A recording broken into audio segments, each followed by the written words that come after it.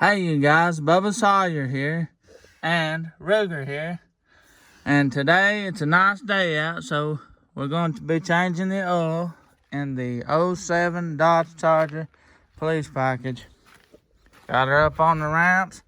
Always make sure when you got it on the ramps, you got your emergency brake on it, because even though it's in park, it could roll back on you. But anyway, here's a tech tip. This is the 5.7 Hemi. Look how clean my engine bay is. I do not ever clean my engine bay, but there it is. But a tech tip for you, if you want to clean like this stuff here, make it look new again. When you drain your oil, you could take some on a rag and wipe it down, but I don't do that. Anyway, it takes 7 quarts, a 5-quart container, and a 6, 7. These are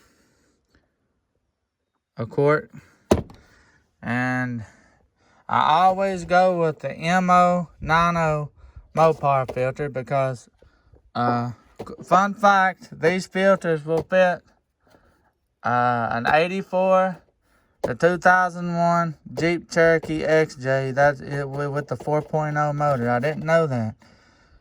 And trying to get a filter for this car when I first got it, change the oil.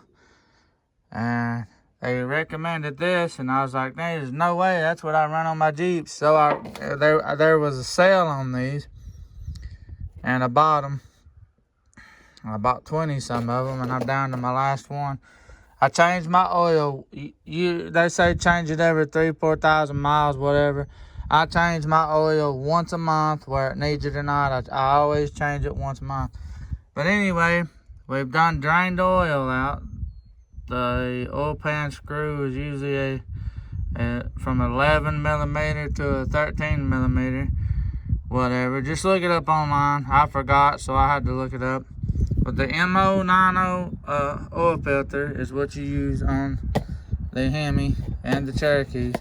But anyway, when you unscrew these filters and take them off, make sure that this little black gasket is on the filter. I don't know how many times people change their oil and the gasket would separate from the can because it's on there with adhesive, and it would get stuck to the motor block where you screw the new oil filter. So when they screw the new oil filter on, they got 2 gaskets touching each other, and that's a spot for a leak because there's a lot of high pressure going through there. And then they say, oh it's leaking. And if you don't catch it in time, like one of my buddies did, his Jeep and his motor locked up, and come to find out, this filter wasn't on the old filter. So when you take the old filter off, let the motor drain, take your new oil filter, okay? And you inspect to make sure the old gasket's not stuck to the block. You take your finger, and my dad and my grandpa showed me this tip, because when you cranking these filters down, tightening them up, they could come loose. The gasket could come loose. So you take your finger, dip it in the old oil, and you go around the filter. I got the new filter under the car, and I'm not crawling under there to show you, but you take some of the old oil on the tip of your finger, go around your filter, soak it real good around the oil. And you got these people that says, oh, put a half a quart of oil in your filter. I've never done that, no, zero issues.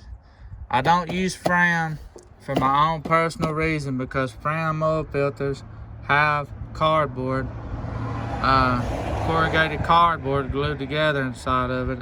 Because they, just look it up, oil filter comparison video or something like that on YouTube. I'm not sponsoring them. But anyway, and the oil, I always use a high mileage oil, Valvoline. My vehicle's at 200, a little bit over 200,000 miles right now. And I don't care if it's a low mile motor, high mile motor, whatever. I always use Valvoline. I don't use no other brand. And that's just a personal preference. My uncle uses Pennzoil. His daughter's husband uses Castrol, whatever you want to call it. People use different brands of oil. Now, when it comes down to it, I have used SuperTech oil from Walmart. And people can use whatever oil they want to use. So once your filter drains, when you take it off and your oil pan drains, put your oil pan screw back in and make sure it is snug. Don't over tighten it because you'll strip it out. And don't forget to put your oil filter on, because I don't know how many times I went to put the oil in the motor and forgot to put the filter on. It's just going to run right out the motor. And the filter, you want to put the filter on, and you want to get it snug, tight as you can with your hand. And then I always take the filter wrench and put around it and do 1/2 turn. And when you put the oil in, it don't matter what order you put in. I always put the little jugs in first, because I got a secret for you. If you're like me and you're all the time buying funnels, after a while them plastic funnels dry rot and they break. So there was an old man showed me this trick.